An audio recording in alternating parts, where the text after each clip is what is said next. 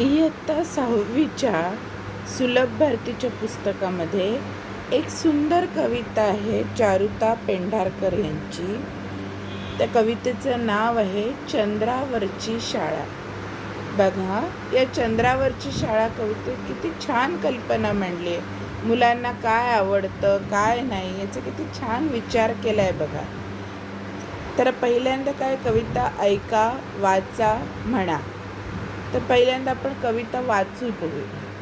21व्या शतकात भरेल चंद्रावरती शाळा, चंद्रावरच्या शाळेत नसेल खडू आणि फळा. 21व्या शतकात काय होणार आहे, तर 21व्या शतकामध्ये शाळा पृथ्वीवर नाही तर चंद्रावरती भरणार आहे. आणि या चंद्रावरच्या शाळेत पहिले काय नसेल तर खडू आणि फळा, चॉक अँड ब्लॅकबोर्ड हे तिथे नसेल. पुढे काय दिले, छोट्या छोट्या यानातून शाळेत जातील मुले. आता मुलं कशातून जातात, स्कूल बसमधून.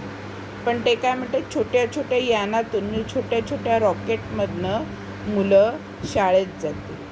बटन दाबतात शाळेचे दार होईल खुले.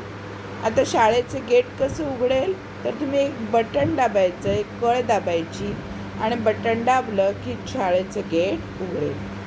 दप्तराचे ओझे तेव्हा नसेल पाठीवरती, ऑक्सिजनचा सिलेंडरच न्यावा लागेल वरती. बरोबर आहे, चंद्रावरती ऑक्सिजन आहे का, नाही. मग शाळेत तुम्हाला स्कूल बॅग न्यायची, दप्तर न्यायची गरज आहे का, तर नाही. तर तुम्हाला पाठीवरती काय घ्यावं लागेल, ऑक्सिजनचं सिलेंडर. भाजीपोळीच्या डब्याची राहणार नाही कटकट. चंद्रावरती कोणी भाजीपोळी घेऊन जातं का, नाही. चंद्रावरचे ज्या काही चांद्र सफारी आपण ऐकलेले आहेत त्याच्यामध्ये काय की कॅप्सूल्स वगैरेमधून जेवण दिलं जातं. म्हणून त्यांनी काय सांगितलं की चंद्रावरती जेव्हा शाळा भरेल त्यावेळेस भाजीपोळीच्या डब्याची कटकट राहणार नाही, तर जेवणाची गोड गोळी घेऊन टाकायची पटपट. म्हणजे भाजीपोळीच्या ऐवजी एक गोळी खाल्लीत की तुमचं जेवण झालं. पीटीचं मुलांना तर किती छान ना, भाजी खायला तर आवडतच नाही, मग एक गोळी खाल्ली चॉकलेट खाल्ल्यासारखी की भाजीपोळी मिळाली. पीटीचा तास कसा होतो ते पाहाल.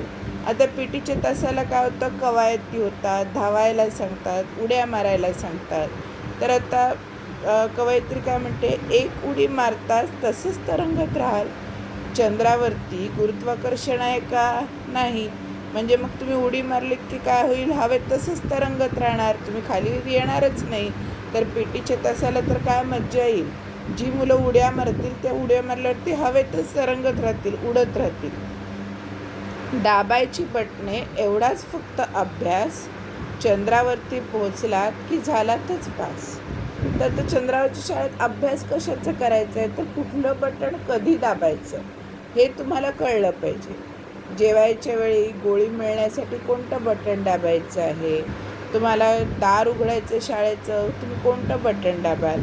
तुम्हाला फक्त कोणती बटणं दाबायची एवढं कळलं की तुमचा अभ्यास झाला.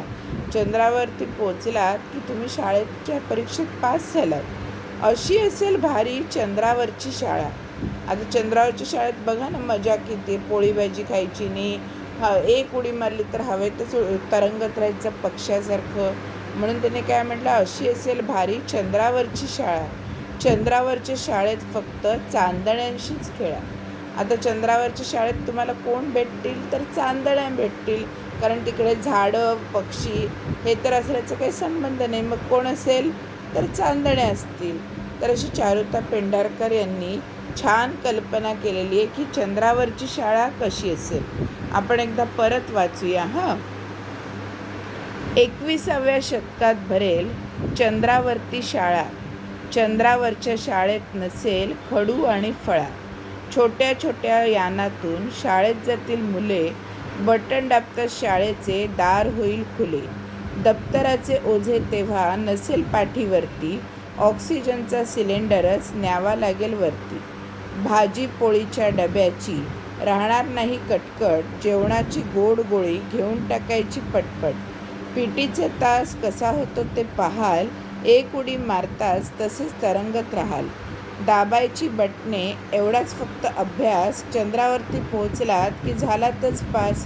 अशी असेल भारी चंद्रावरची शाळा, चंद्रावरच्या शाळेत फक्त चांदण्यांशीच खेळा. मित्रांनो, तुम्हाला या कवितेची प्रश्न उत्तरं जर हवी असतील तर चॅनलला लाईक करा, शेअर करा, सबस्क्राईब करा. पुढच्या व्हिडिओमध्ये तुम्हाला प्रश्नांची उत्तरं नक्की मिळतील. हां, अशाच जर चंद्रावरच्या काही कविता तुम्हालाही माहिती असतील, आठवत असतील तर कमेंटमध्ये या चंद्रावरच्या कविता नक्की लिहून कळवा. किंवा तुम्ही कमेंटमध्ये हेही टाका की चंद्रावरच्या शाळेमध्ये तुम्हाला काय वाटतं, काय असेल बरं.